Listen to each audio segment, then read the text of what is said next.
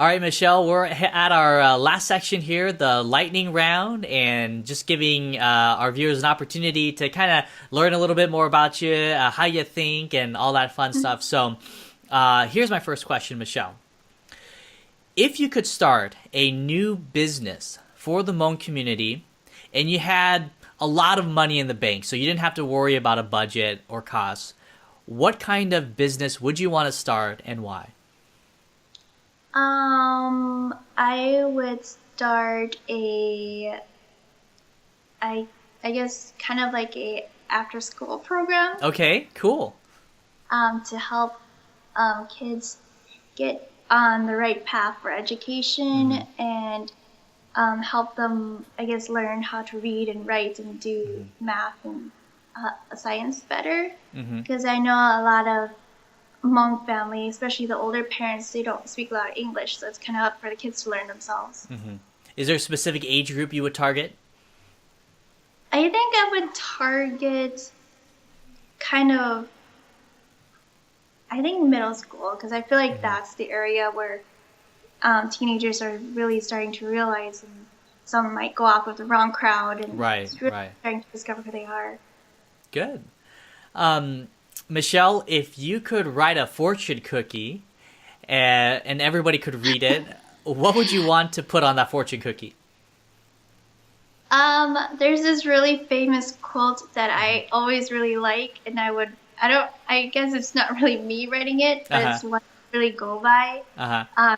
Called "Shoot for the Moon. Even if you miss, you'll land among a star." Good. So Yeah. I guess basically work as hard as you can, and I guess no good deed goes unnoticed. Michelle, are there any Hmong people in your life that have had a really big influence on you, whether directly or indirectly? Well, the first person I can think of is when I first went blind. I was really big into writing, and then I also sang a lot, so I performed a lot at Hmong years and everything. And the first artist that really touched me, who I got the first bit of advice from, was Mina Tao.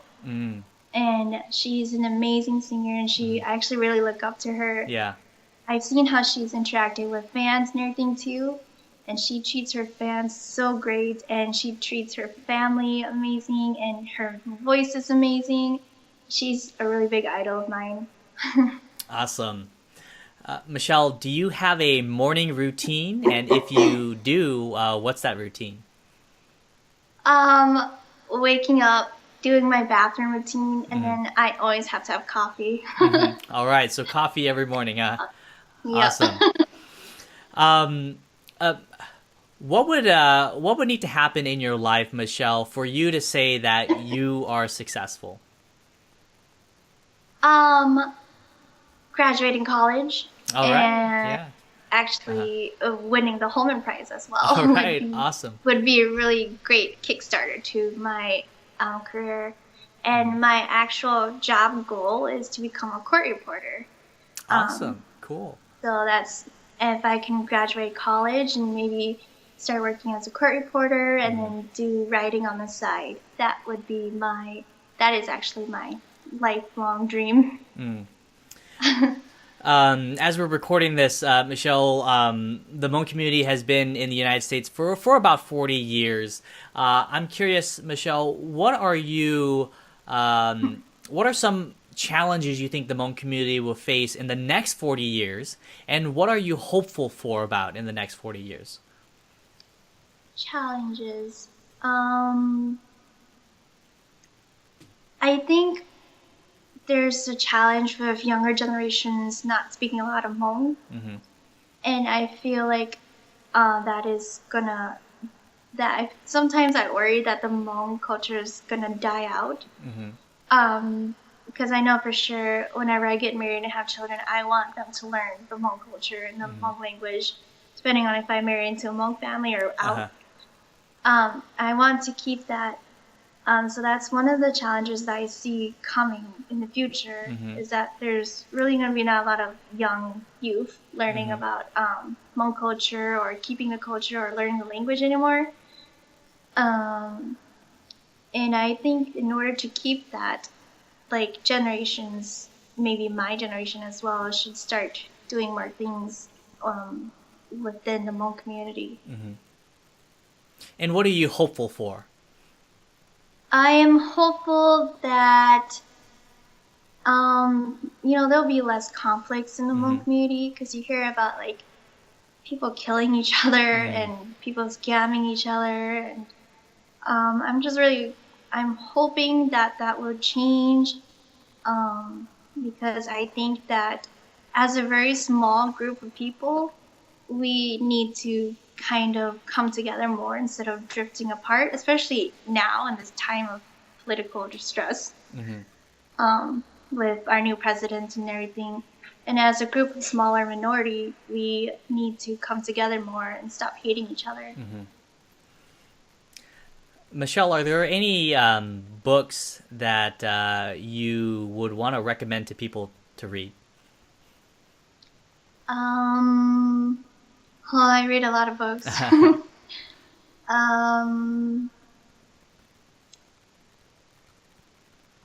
I'm sorry, I can't think of one on top of my head. I have too many. That's okay. That's all right. And my last question, Michelle, is what are 3 words that you would want to describe your entire life as a whole? So your whole life, what are some 3 words that you'd like to describe it?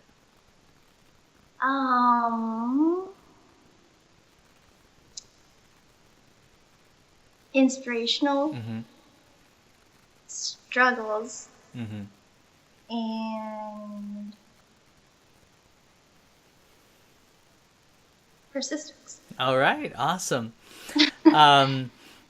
Michelle, I have had a awesome time chatting with you, and thank you for sharing your story. I want to just give you one opportunity here to just share any last words to our viewers out there. Any words of advice, wisdom, or just anything you want to share to the viewers right now. I want to give you a chance to say it. I would really just like to say that you should always reach for your dreams. Don't let anybody stop you, and do things safely. Do things safely. And I'm hoping that in the future I will be able to have all everyone's support, no matter if it's for this project or whatever project I'm doing on, and I will always support anyone who wants my support and who needs my support, because I think the support really gets people a long way. And so I guess just please support me in becoming a winner of the Holman Prize, because I would greatly appreciate it. And this is something that I really, really want to do, and it's extremely important to me. Awesome. Michelle, again, thank you so much for coming onto the show. I've been personally inspired and encouraged to hear about the awesome things that you're doing. I mean, I've never been to France or, done some of the things you've done. So that's so cool. And again, I just want to encourage the viewers to head over to Michelle's video, to like it, so that we can really help her win the Holman Prize, write this awesome book, and just add a lot more value to this world. So Michelle, thank you again so much for coming, sharing your moments with us. And I want to keep in touch with you, especially in any new projects you do, so that we can connect it to our listeners, and we want to help support you as well. That'd be amazing.